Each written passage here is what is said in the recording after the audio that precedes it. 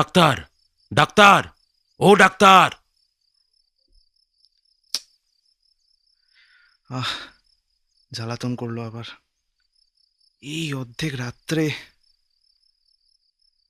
চোখ মেলে দেখি আমাদের জমিদার দক্ষিণাচরণ বাবু। ধরফর করে উঠে পিঠভাঙা চৌকিটা টেনে এনে তাকে বসতে দিলাম। উদ্বিগ্নভাবে তার মুখের দিকে চাইলাম। ঘড়িতে দেখি তখন রাত্রি প্রায় 2:30 বাজে। দক্ষিণাচরণ বাবু বিবর্ণ মুখে বিস্ফারিত নেত্রে বললেন, আজ রাত্রে আবার সেই উপদ্রব আরম্ভ হয়েছে ডাক্তার, আবার সেই উপদ্রব আরম্ভ হয়েছে। তুমি ওষুধ দিয়ে এলে, কিন্তু সেই ওষুধ কোনো কাজে এলো না ডাক্তার, কোনো কাজে এলো না। কিন্তু একটা কথা বলি, আপনি বোধহয় মদের মাত্রাটা আবার বাড়িয়েছেন না? উম, ওটা তোমার ভুল ডাক্তার, ওটা তোমার ভুল। মদ নয়, মদ নয়। আদ্যপান্ত না শুনলে তুমি কিচ্ছু বুঝতে পারবে না। কুলুঙ্গির মধ্যে ক্ষুদ্র টিনের ডিবায় ম্লানভাবে কেরোসিন জ্বলছিল। আমি সেটাকে উস্কে দিলাম। একটুখানি আলো জেগে উঠল এবং অনেকটা ধোঁয়া বের হতে লাগলো। কোচাখানা গায়ের উপর টেনে একখানা খবরের কাগজ পাতা প্যাক বাক্সের উপর বসলাম। দক্ষিণাচরণবাবু বলতে লাগলেন, আমার প্রথম পক্ষে স্ত্রীর মতো গৃহিণী অতি দুর্লভ ছিল ডাক্তার, কিন্তু আমার বয়স তখন বেশি ছিল না। সহজেই রসাধিক্য ছিল, তার ওপর আবার কাব্যশাস্ত্রটা ভালো করে পড়েছিলাম। তাই অবিমিশ্র গৃহিণীপনায় মনটা ঠিক উঠত না। কালিদাসের সেই শ্লোকটা প্রায়ই মনে উদয় হতো, গৃহিণী সচিব সখীমিত, প্রিয় শিষ্যা ললিতে কলবুধি। কিন্তু আমার গৃহিণীর কাছে ললিত কলাবিধির কোনো উপদেশ খাটত না ডাক্তার। সখীভাব প্রণয় সম্ভাষণ করতে গেলে তিনি হেসেই উড়িয়ে দিতেন। গঙ্গা স্রোতে যেমন ইন্দ্রের ঐরাবত নাকাল হয়েছিল, তেমনি তার হাসি মুখের মধ্যে বড় বড় কাব্যের টুকরো, ভালো ভালো আদরের সম্ভাষণ মুহূর্তের মধ্যে অপদস্থ হয়ে ভেসে যেত। তার হাসবার আশ্চর্য ক্ষমতা ছিল জানো ডাক্তার।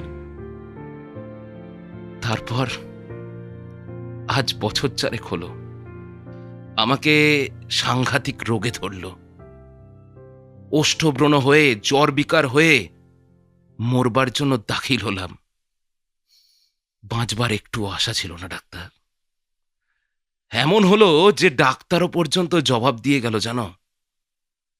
এমন সময় আমার এক আত্মীয়, জানি না কোথা থেকে, এক ব্রহ্মচারী এনে হাজির করল। সে গব্য ঘৃতের সাথে একটা শিকড় বেটে আমাকে খাইয়ে দিল। জানি না ওষুধের গুণে নাকি অদৃষ্টক্রমে সে যাত্রায় বেঁচে গেলাম জানো। রোগের সময় আমার স্ত্রী এক মুহূর্তের জন্য, দিন রাতে এক মুহূর্তের জন্য বিশ্রাম করেনি।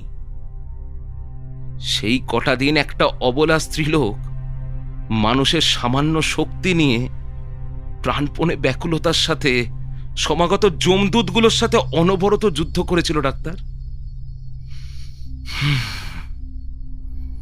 তার সমস্ত প্রেম, সমস্ত হৃদয়, সমস্ত যত্ন দিয়ে আমার এই অযোগ্য প্রাণটাকে না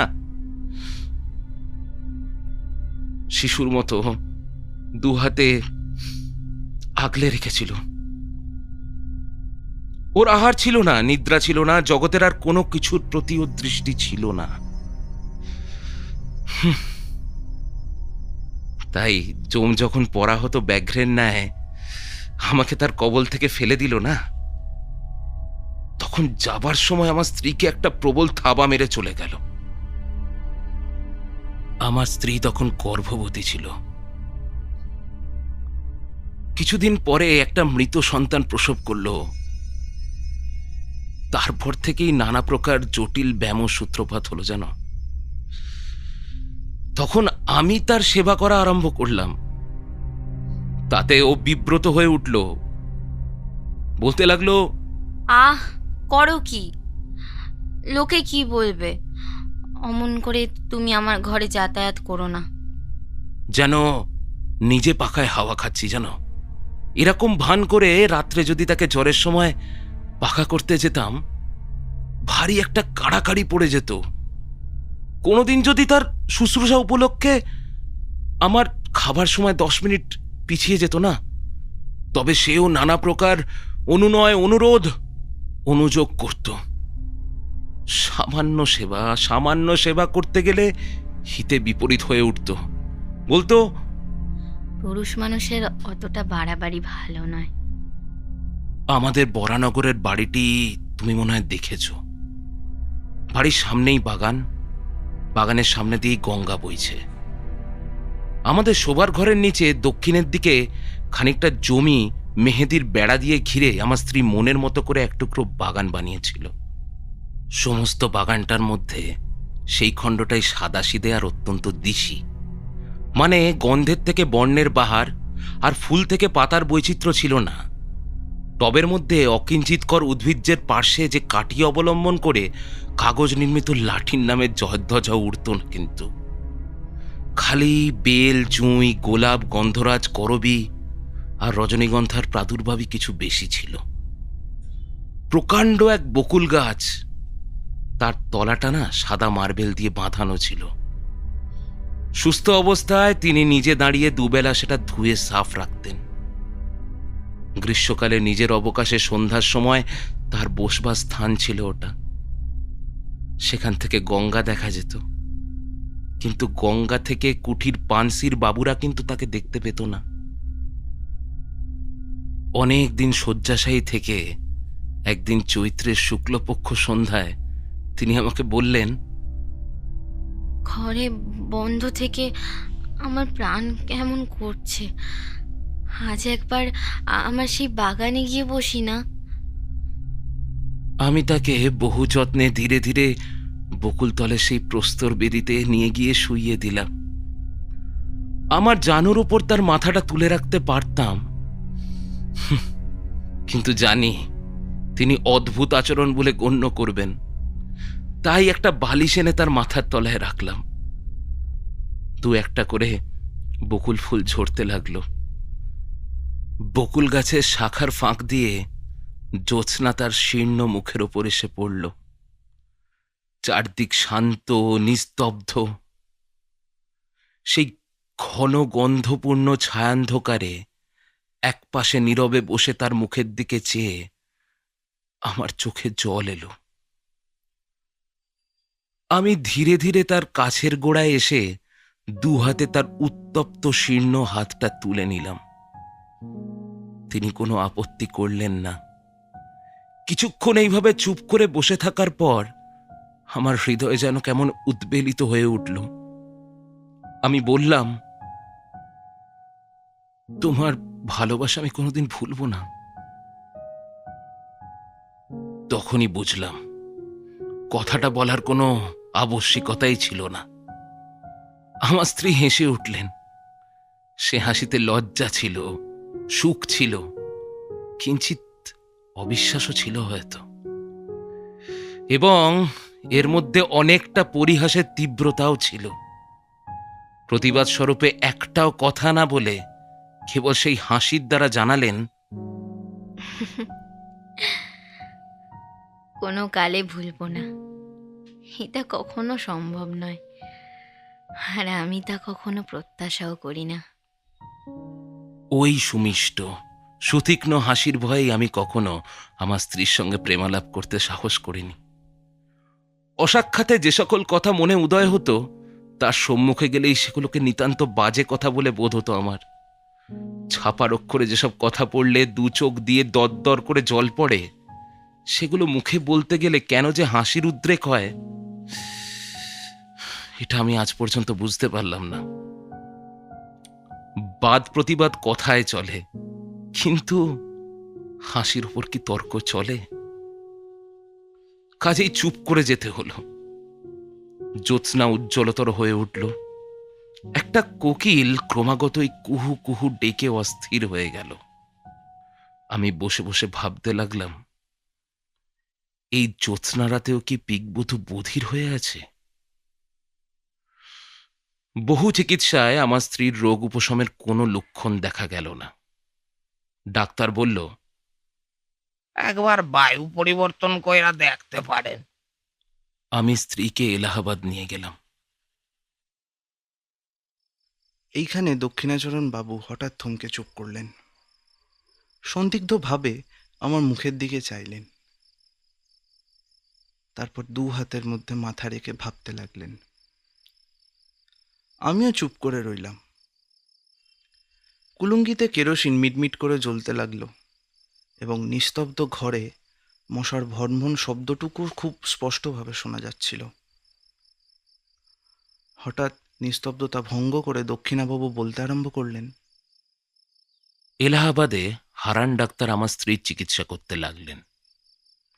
অবশেষে অনেক কাল একভাবে কাটিয়ে ডাক্তারও বললেন, আমিও বুঝলাম, আর আমার স্ত্রীও বুঝলেন যে তার ব্যামো আর সারবার নয়, তাকে চিররুগ্ন হয়েই দিন কাটাতে হবে। তখন একদিন আমার স্ত্রী আমাকে বললেন, যখন ব্যামো সারবে না আর শীঘ্র আমার মরবারও আশা নেই যখন, তখন আর কতদিন এই জীবন মৃতকে নিয়ে কাটাবে? তুমি আর একটা বিয়ে করো। এটা যেন কেবল একটা সুযুক্তি আর সৎ বিবেচনার কথা। এর মধ্যে ভারী একটা মহত্ব, বীরত্ব বা অসামান্য কিছু আছে, এমন ভাব তার মধ্যে লেশমাত্র ছিলই না। এইবার আমার হাসবার পালা ছিল, কিন্তু আমার কি আর তেমন করে হাসবার ক্ষমতা আছে? আমি উপন্যাসের প্রধান নায়কের মতো গভীর সমুচ্চভাবে বলতে লাগলাম, যতদিন এই দেহে প্রাণ আছে। নাও নাও, আর বলতে হবে না।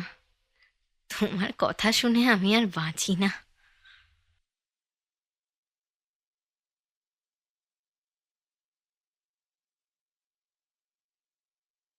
শুনে আমার স্ত্রী ভারী হেসে উঠতেন। তখন অগত্যা আমাকে ক্ষান্ত হতেই হতো। জানি না তখন নিজের কাছে কখনো স্পষ্ট স্বীকার করেছি কিনা, কিন্তু এখন বুঝতে পারছি এই আরোগ্য আশাহীন সেবা কার্যে আমি মনে মনে খুব পরিশ্রান্ত হয়ে গিয়েছিলাম। এ কাজে যে রণে ভঙ্গ দেব এমন কল্পনা আমার কিন্তু মনে ছিল না। অথচ সারা জীবন এই চিররুগ্নকে নিয়ে জীবনযাপন করতে হবে, এই কল্পনাও মনে হয় আমার তখন পীড়াজনক মনে হয়েছিল। হায়, প্রথম যৌবনকালে যখন সম্মুখে তাকিয়েছিলাম, তখন প্রেমের কুহকে, সুখের আশ্বাসে, সৌন্দর্যের মরীচিকায় সমস্ত ভবিষ্যৎ জীবন প্রফুল্ল দেখাচ্ছিল। আজ থেকে শেষ পর্যন্ত কেবলই আশাহীন সুদীর্ঘ সুতৃষ্ণ মরুভূমি।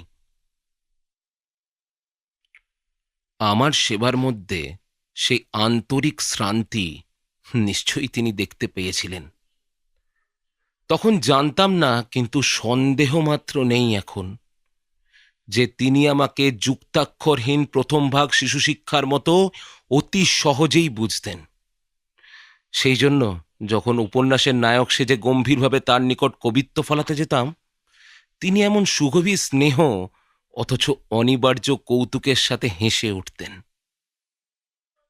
আমার নিজের অগোচর অন্তরের কথাও অন্তর্জামিন ন্যায় তিনি সবই জানতেন। এ কথা মনে করলে আজও আমার না লজ্জায় মরে যেতে ইচ্ছা করে। হারান ডাক্তার আমাদের স্বজাতীয়। তার বাড়িতে আমার প্রায়ই নিমন্ত্রণ থাকত। কিছুদিন যাতায়াতের পর ডাক্তার তার মেয়ের সঙ্গে আমার পরিচয় করিয়ে দিলেন। মেয়েটি অবিবাহিত, 15 বছর মতো বয়স হবে। ডাক্তার বলেন তিনি মনের মতো পাত্র পাননি বলে মেয়েটির বিয়ে দেননি, কিন্তু বাইরের লোকের কাছে গুজব শুনতাম মেয়েটির নাকি কুলের দোষ ছিল। কিন্তু আর কোনো দোষ ছিল না, যেমন সুরূপ তেমনি সুশিক্ষা। সেই জন্যই মাঝে মাঝে এক একদিন তার সাথে নানা আলোচনা করতে করতে আমার বাড়ি ফিরতে রাত হতো। আমার স্ত্রীকে ওষুধ খাওয়াবার সময় পেরিয়ে যেত। তিনি জানতেন আমি হারান ডাক্তারের বাড়ি গিয়েছি, কিন্তু বিলম্বের কারণ আমাকে একদিনও জিজ্ঞাসা করেননি। মরুভূমির মধ্যে আরেকবার মরীচিকা দেখতে লাগলাম। তৃষ্ণা যখন বুক পর্যন্ত, তখন চোখের সামনে কুল পরিপূর্ণ স্বচ্ছ জল ছল ছল ঢল ঢল করতে লাগলো। তখন মনকে প্রাণপণে টেনে আর ফেরাতে পারলাম না। রোগীর ঘর আমার কাছে দ্বিগুণ নিরানন্দ হয়ে উঠল। তখন প্রায়ই শুশ্রূষা করবার আর ওষুধ খাওয়াবার নিয়ম ভেঙে যাচ্ছিল। হারান ডাক্তার আমাকে প্রায় মাঝে মাঝে বলতেন, যাদের রোগ আরোগ্য হবার কোনো সম্ভাবনা নেই তাদের পক্ষে মৃত্যুই ভালো, কারণ বেঁচে তাদের নিজেরও সুখ নেই, আর অন্যকেও তারা সুখ দিতে পারবে না, অসুখী করেই রাখবে। কথাটা সাধারণভাবে বলতে কোনো দোষ নেই, তথাপি আমার স্ত্রীকে লক্ষ্য করে এমন প্রসঙ্গ উত্থাপন করা তার উচিত হয়নি।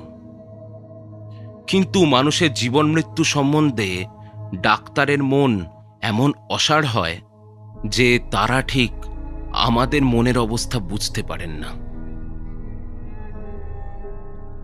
হঠাৎ একদিন পাশের ঘর থেকে শুনতে পেলাম যে আমার স্ত্রী হারানবাবুকে বলছেন, ডাক্তার, কতগুলো মিথ্যে ওষুধ দিয়ে ডাক্তারখানার দেনা বাড়াচ্ছেন কেন? আমার প্রাণটাই যখন একটা ব্যায়াম, তখন এমন একটা ওষুধ দিন যাতে শীঘ্রই এই প্রাণটা যায়।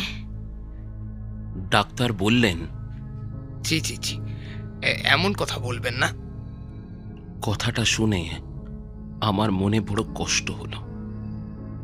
ডাক্তার চলে গেলে আমার স্ত্রীর ঘরে গিয়ে তার বিছানার পাশে বসলাম। তার কপালে ধীরে ধীরে হাত বোলাতে লাগলাম। তিনি বললেন, এ ঘর বড় গরম, তুমি বাইরে যাও, তোমার বেড়ানোর সময় হলো। খানিকটা না বেরোলে আবার রাত্রে তোমার খিদে হবে না। বেড়াতে যাওয়ার অর্থ ডাক্তারের বাড়ি যাওয়া। আমি তাকে বুঝিয়েছিলাম যে খিদে পাওয়ার জন্য খানিকটা বেরিয়ে আসা বিশেষ দরকার। এখন নিশ্চয়ই বলতে পারি তিনি প্রতিদিনই আমার এই ছলনাটুকু বুঝতেন। আমি নির্বোধ, কিন্তু আমি মনে করতাম তিনি নির্বোধ। এই বলে দক্ষিণাচরণ বাবু অনেকক্ষণ ধরে করতলে মাথা রেখে চুপ করে বসে রইলেন। অবশেষে বললেন, এই আমাকে এক গ্লাস জল এনে দেবে ডাক্তার? জল খেয়ে আবার বলতে শুরু করলেন দক্ষিণাচরণ বাবু। একদিন ডাক্তারবাবুর মেয়ে মনোরমা আমার স্ত্রীকে দেখতে আসবার ইচ্ছা প্রকাশ করল। জানি না কি কারণে তাহার সে প্রস্তাব আমার ভালো লাগলো না, কিন্তু প্রতিবাদ করবার কোনো কারণও ছিল না। তো তিনি একদিন সন্ধেবেলায় আমাদের বাসায় এসে উপস্থিত হলেন। সেদিন আমার স্ত্রীর বেদনা অন্য দিনের তুলনায় কিছুটা বেশিই ছিল। যেদিন তার ব্যথা বাড়ে তিনি অত্যন্ত স্থির নিস্তব্ধ হয়ে থাকেন, কেবল মাঝে মাঝে মুঠোটা বন্ধ করতে থাকেন আর মুখটা নীল হয়ে যায়। আর সেটাতেই আমি তার যন্ত্রণাটুকু বুঝতে পারি। ঘরে কোনো সাড়া ছিল না। আমি বিছানার পাশে চুপ করে বসেছিলাম। সেদিন আমাকে বেড়াতে যেতে অনুরোধ করেন এমন সামর্থ্যও তার ছিল না, কিংবা হয়তো বড় কষ্টের সময় আমি কাছে থাকি এমন ইচ্ছা তার মনে মনে ছিল। চোখে লাগবে বলে কেরোসিনের আলোটা দ্বারের পাশে ছিল। ঘর অন্ধকার নিস্তব্ধ। কেবল এক একবার যন্ত্রণার কিঞ্চিত উপশমে আমার স্ত্রীর গভীর দীর্ঘ নিঃশ্বাস শোনা যাচ্ছিল। এমন সময় মনোরমা ঘরের প্রবেশদ্বারে এসে দাঁড়ালেন। বিপরীত দিক থেকে কেরোসিনের আলো এসে তার মুখের ওপর পড়ল। আলো আঁধারে তিনি কিছুক্ষণ ঘরের কিছু দেখতে না পেয়ে দ্বারের নিকট দাঁড়িয়েই ইতস্তত করতে লাগলেন। আমার স্ত্রী হঠাৎ চমকে উঠে আমার হাত ধরে জিজ্ঞাসা করলেন, ও কে? তার সেই দুর্বল অবস্থায় হঠাৎ অচেনা লোক দেখে ভয় পেয়ে আমাকে 2-3 বার অস্ফুট স্বরে প্রশ্ন করলেন। ও কে? ও কে গো? আমার কেমন দুর্বুদ্ধি হলো। প্রথমেই বলে ফেললাম, আমি চিনি না। বলা মাত্রই কে যেন আমাকে কষাঘাত করল। পরের মুহূর্তে নিজেকে সামলে নিলাম, বললাম, ও আমাদের ডাক্তারবাবুর কন্যা। স্ত্রী একবার আমার মুখের দিকে চাইলেন। আমি তার মুখের দিকে চাইতে পারলাম না। পরক্ষণে তিনি ক্ষীণ স্বরে অভ্যাগতকে বললেন, আপনি আসুন। আমাকে বললেন, তুমি আলোটা ধরো। মনোরমা ঘরে এসে বসলেন। তার সাথে রোগিণীর অল্প স্বল্প আলাপ চলতে লাগল। এমন সময় ডাক্তারবাবুও এসে উপস্থিত হলেন। তিনি তার ডাক্তারখানা থেকে 2টো শিশি ওষুধ সঙ্গে এনেছিলেন। সেই 2টো শিশি বার করে আমার স্ত্রীকে বললেন, এই নীল শিশিটা মালিশ করবেন আর এটা খাবেন। দেখবেন দুটোকে মেলাবেন না যেন। এই ওষুধটার ভারী বিষ। আমাকেও একবার সতর্ক করে দিয়ে ওষুধ 2টো শয্যা পার্শ্ববর্তী টেবিলে রেখে দিলেন। বিদায় নেবার সময় ডাক্তার তার কন্যাকেও ডাকলেন। মনোরমা বললেন, বাবা, আমি কি একটু থাকতে পারি? সঙ্গে তো কোনো স্ত্রীলোক নেই, ওনাকে সেবা কে করবে? আমার স্ত্রী অতিশয় ব্যস্ত হয়ে উঠলেন। বললেন, না না না, আপনি কষ্ট করবেন না। পুরনো ঝি আছে, সে আমাকে মায়ের মতো যত্ন করে। ডাক্তার হেসে উঠলেন, বললেন, উনি মা লক্ষ্মী, চিরকাল পরের সেবা করে এসেছেন। অন্যের সেবা সইতে পারবেন না। কন্যাকে নিয়ে ডাক্তার বেরোনোর উদ্যোগ করছেন। এমন সময় আমার স্ত্রী বললেন, ডাক্তারবাবু, উনি এই বদ্ধ ঘরে অনেকক্ষণ বসে আছেন। ওনাকে একবার বাইরে বেরিয়ে নিয়ে আসতে পারবেন? আসুন না, একসাথে একটু নদীর ধার থেকে ঘুরে আসি। আমি ঈষৎ আপত্তি দেখিয়ে অনতি বিলম্বে সম্মতও হলাম। ডাক্তারবাবু যাওয়ার সময় 2টো শিশি ওষুধ সম্পর্কে আমার স্ত্রীকে আবার সতর্ক করে দিলেন। সেদিন ডাক্তারের বাড়িতেই আহার করলাম। ফিরে আসতে রাত হলো। এসে দেখি আমার স্ত্রী ব্যথায় ছটফট করছেন। অনুতাপে বিদ্ধ হয়ে জিজ্ঞাসা করলাম, এই কি গো, তোমার কি ব্যথা বেড়েছে? ব্যথা বেড়েছে তোমার? তিনি উত্তর দিতে পারলেন না। নীরবে আমার মুখের দিকে চাইলেন। তখন তার কণ্ঠ রোধ হয়েছে। আমি সঙ্গে সঙ্গে সেই রাত্রেই ডাক্তারকে ডেকে আনলাম। ডাক্তার প্রথমটা এসে অনেকক্ষণ কিছুই বুঝতে পারলেন না। অবশেষে জিজ্ঞাসা করলেন, ব্যথাটা কি বেড়ে উঠেছে আবার? ওষুধটা একবার মালিশ করে নিলে হয় না? বলে শিশিটা টেবিল থেকে তুলে দেখলেন সেটা খালি। ডাক্তার স্ত্রীকে জিজ্ঞাসা করলেন তিনি ভুল করে ওষুধটা খেয়েছেন কিনা, আর আমার স্ত্রীও সম্মতি জানালেন। ডাক্তার সঙ্গে সঙ্গে গাড়ি করে তার বাড়ি থেকে পাম্প আনতে ছুটলেন। আমি অর্ধ মূর্ছিতের মতো স্ত্রীর বিছানার পাশে গিয়ে পড়লাম। তখন মা যেমন তার পীড়িত শিশুকে সান্ত্বনা দেয়, তেমন করে তিনি আমার মাথা তার বুকের কাছে টেনে নিয়ে 2 হাতে স্পর্শে আমাকে তার মনের কথা বোঝাবার চেষ্টা করলেন। কেবল তার সেই করুণ স্পর্শের দ্বারাই আমাকে বারবার বলতে লাগলেন, তুমি কষ্ট পেও না, ভালোই হয়েছে। তুমি সুখী হবে। আর সেই ভেবে আমিও সুখে মরলাম। ডাক্তার যখন ফিরলেন তখন জীবনের সঙ্গে সঙ্গে আমার স্ত্রীর সকল যন্ত্রণার অবসান হয়েছে। দক্ষিণাচরণ আর একবার জল খেয়ে বললেন, আহ উফ, বড় গরম। এই বলে তিনি দ্রুত বাইরে থেকে বারান্দায় পায়চারি করে আসলেন। বেশ বুঝতে পারলাম যে তিনি বলতে চান না কিছুই, কিন্তু আমি যেন তাকে জাদু করে তার থেকে সমস্ত কথা কেড়ে নিচ্ছি। তিনি আবার বলা আরম্ভ করলেন, মনোরমাকে বিয়ে করে দেশে ফিরলাম। মনোরমা তার বাবার সম্মতিক্রমেই আমাকে বিয়ে করল।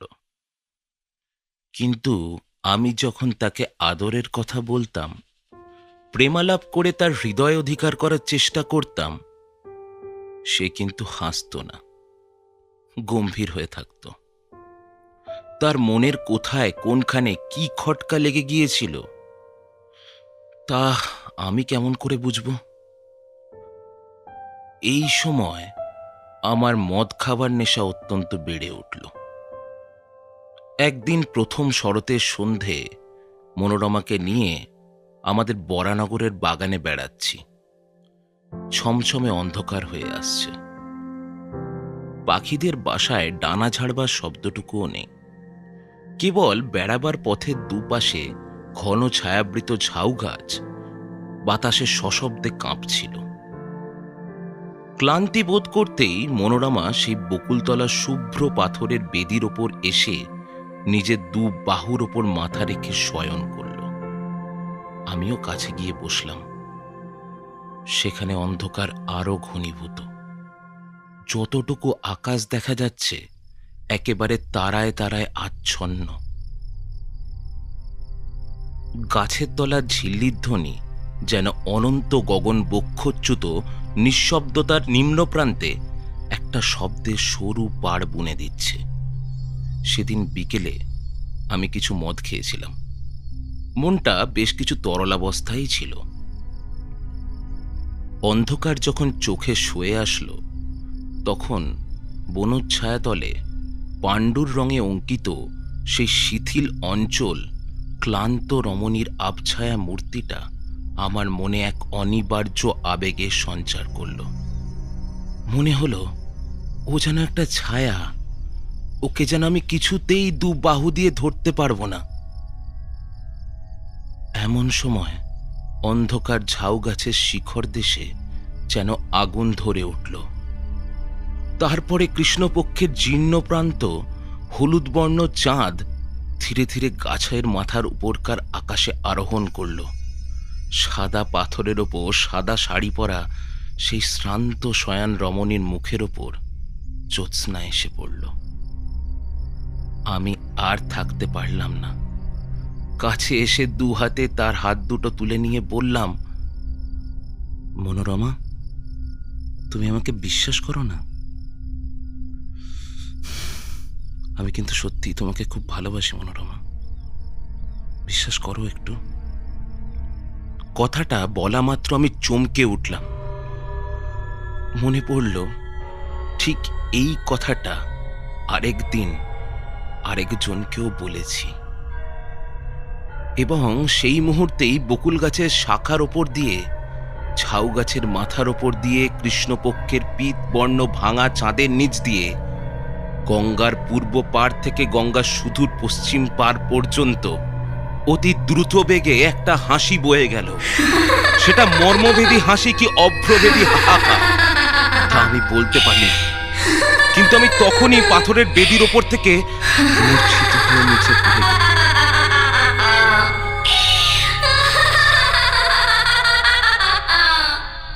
জ্ঞান ভেঙে দেখলাম আমার ঘরে বিছানায় শুয়ে আছি। মনোরমা জিজ্ঞাসা করল, তোমার হঠাৎ এমন হলো কেন? শুনতে পাওনি? সমস্ত আকাশ জুড়ে কিরকম হাহা করে একটা হাসি বয়ে গেল। আমার দ্বিতীয় স্ত্রী মনোরমা হেসে বলল, সে বুঝি হাসি? সার বেঁধে দীর্ঘ এক ঝাঁক পাখি উড়ে গেল। তাহাদেরই পাখার শব্দ শুনেছিলে তুমি। তুমি এত অল্পেই ভয় পাও নাকি? দিনের বেলায় স্পষ্ট বুঝতে পারলাম পাখির ঝাঁক উড়বারই শব্দ বটে। এই সময় উত্তর দেশ থেকে হংসজাতীয় পাখি নদীর চরে চড়বার জন্য আসে, কিন্তু সন্ধে হলে আর আমি সেই বিশ্বাস রাখতে পারতাম না। তখন মনে হতো চারদিকে সমস্ত অন্ধকার ভরে ঘন হাসি জমা হয়ে রয়েছে। সামান্য একটা উপলক্ষে হঠাৎ আকাশ ভরে অন্ধকার বিদীর্ণ করে ধ্বনিত হয়ে উঠবে এক্ষুনি। অবশেষে এমন হলো, সন্ধ্যের পর মনোরমার সাথে একটা কথা বলতে আমার সাহস হতো না। তখন আমাদের বরানগরের বাড়ি ছেড়ে মনোরমাকে নিয়ে বোটে করে বের হলাম। অঘ্রাণ মাসে নদীর বাতাসে সমস্ত ভয় চলে গেল আমার। কদিন বড়ই সুখে ছিলাম। চারদিকে সৌন্দর্যে আকৃষ্ট হয়ে মনোরমাও যেন তার হৃদয়ের রুদ্ধ দ্বার অনেকদিন পর ধীরে ধীরে আমার নিকট খুলতে লাগল। গঙ্গা ছেড়ে অবশেষে পদ্মায় এসে পৌঁছলাম। ভয়ঙ্করী পদ্মা তখন হেমন্তের বিবর্লিন ভুজঙ্গিনীর মতো কৃশ নির্জীবভাবে সুদীর্ঘ শীত নিদ্রায় নিবিষ্ট ছিল। উত্তর পারে জনশূন্য তৃণশূন্য দিগন্ত প্রসারিত বালির চর ধুধু করছে, আর দক্ষিণে উচ্চ পাহাড়ের ওপর গ্রামের আমবাগানগুলো এই রাক্ষসী নদীর নিতান্ত মুখের কাছে জোর হস্তে দাঁড়িয়ে কাঁপছে। পদ্মা যেন ঘুমের ঘোরে একবার এপাশ ফিরছে আর একবার ওপাশ ফিরছে, আর বিদীর্ণ তটভূমি ঝুপঝাপ করে ভেঙে ভেঙে পড়ছে। এইখানে বেড়াবার সুবিধা দেখে বোটটা বাঁধলাম। একদিন আমরা দুজনে বেড়াতে বেড়াতে বহু দূরে চলে গেলাম। সূর্যাস্তের স্বর্ণ ছায়া মিলিয়ে যেতেই শুক্লপক্ষের নির্মল চন্দ্রলোক দেখতে দেখতে ফুটে উঠল। সেই অন্তহীন শুভ্র বালির চরের ওপর যখন অজস্র অবারিত উচ্ছ্বসিত জ্যোৎস্না একেবারে আকাশের সীমান্ত পর্যন্ত প্রসারিত হয়ে গেল, তখন মনে হলো যেন জনশূন্য চন্দ্রলোকের অসীম স্বপ্নরাজ্যের মধ্যে কেবল আমরা দুজনই ভ্রমণ করছি। একটা লাল শাল মনোরমার মাথার ওপর থেকে নামিয়ে তার মুখখানা বেষ্টন করে তার শরীরটাকে আচ্ছন্ন করে রেখেছে। নিস্তব্ধতা যখন নিবিড় হয়ে আসলো, কেবল একটি সীমাহীন দিশাহীন শুভ্রতা আর শূন্যতা ছাড়া আর কিছু রইল না। তখন মনোরমা ধীরে ধীরে হাতটা বের করে আমার হাতটা চেপে ধরল। অত্যন্ত কাছে, সে যেন তার সমস্ত শরীর মন জীবন যৌবন আমার উপর বিন্যস্ত করে অত্যন্ত নির্ভর হয়ে দাঁড়াতে চাইল। পুলকিত উদ্বেলিত হৃদয়ে মনে করলাম, ঘরের মধ্যে কি যথেষ্ট ভালোবাসা যায়? এইরূপ অনাবৃত অবারিত অনন্ত আকাশ না হলে কি দুটো মানুষকে কোথাও মনে ধরে? তখন মনে হলো আমাদের ঘর নেই, দ্বার নেই, কোথাও ফিরবার নেই।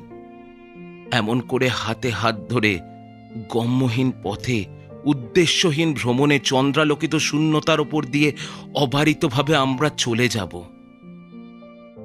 এইভাবে চলতে চলতে এক জায়গায় এসে দেখলাম সেই বালুকারাশির মাঝখানে অদূরে একটা জলাশয়ের মতো হয়েছে।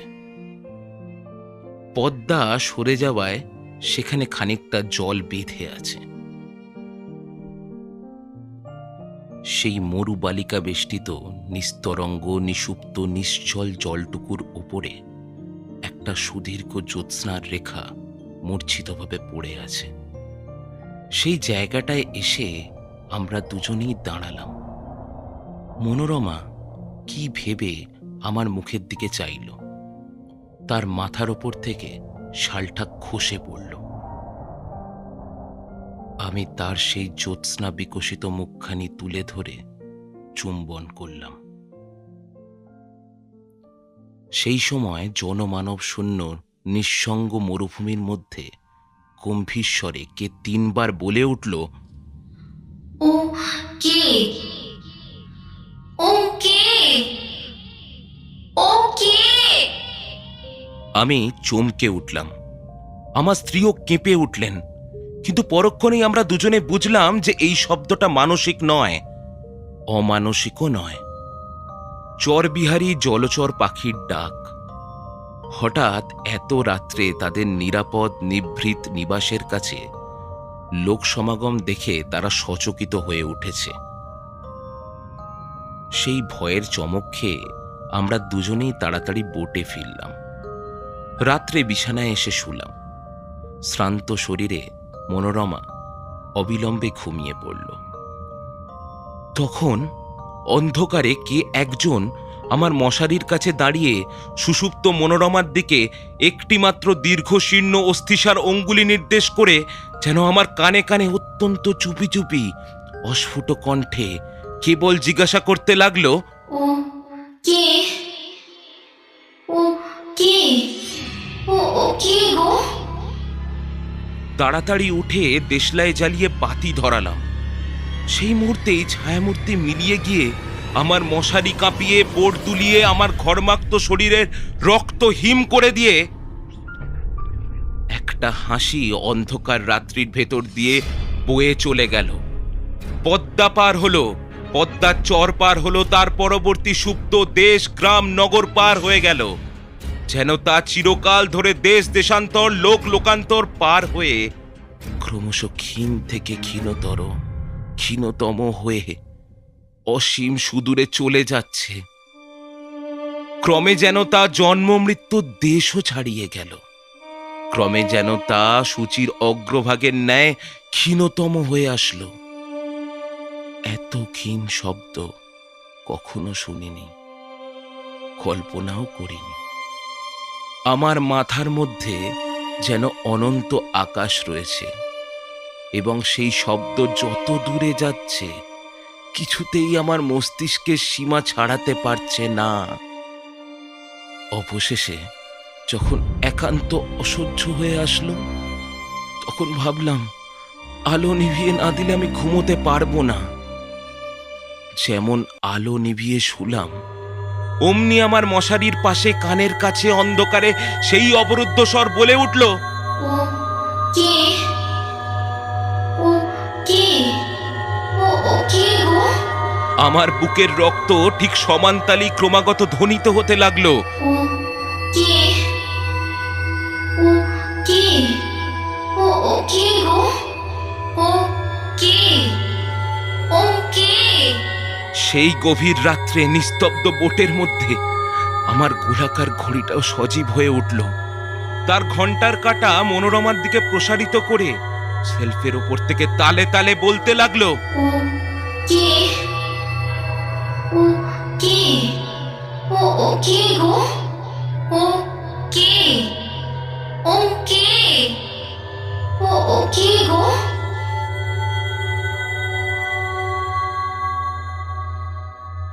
বলতে বলতে দক্ষিণাবাবু কেমন যেন পাংশু বর্ণের হয়ে উঠল।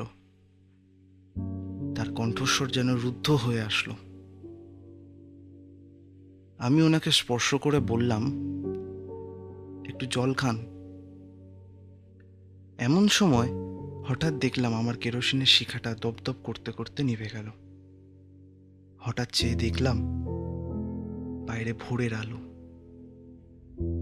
কাক ডেকে উঠল, দোয়েল পাখি শীষ দিতে লাগলো। আমার বাড়ির সামনের পথে একটা মহিষের গাড়ি ক্যাচক্যাচ শব্দে জেগে উঠল। তখন দক্ষিণাবাবুর মুখের ভাব এক্কেবারেই বদলে গেছে। সত্যি বলতে ভয়ের একটুও চিহ্ন যেন তার মুখে নেই। রাত্রির কুহুকে কাল্পনিক ভয়ের বশে আমার কাছে যে এতগুলো কথা বলে ফেলেছেন তিনি, সেজন্য যেন তিনি অত্যন্ত লজ্জিত। তবে আমার উপর আন্তরিকভাবে ক্রুদ্ধও হয়েছেন তিনি। শিষ্ট সম্ভাষণ মাত্র না করে হঠাৎই উঠে দ্রুত বেগে চলে গেলেন তিনি। সেই দিনই অর্ধেক রাত্রে আবার আমার দাঁড়ে এসে ঘা পড়ল। Doctor, doctor.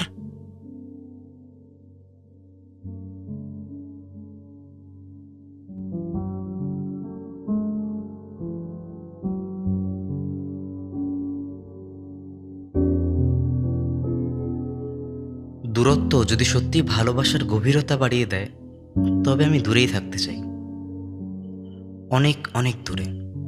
আপনজনেরা যদি আমাকে আপন ভাবতে কুণ্ঠাবোধ করে, তবে গোটা পৃথিবীটাকেই আপন বানিয়ে ফেলব। কেউ না কেউ কখনো না কখনো তো স্মরণ করবেই।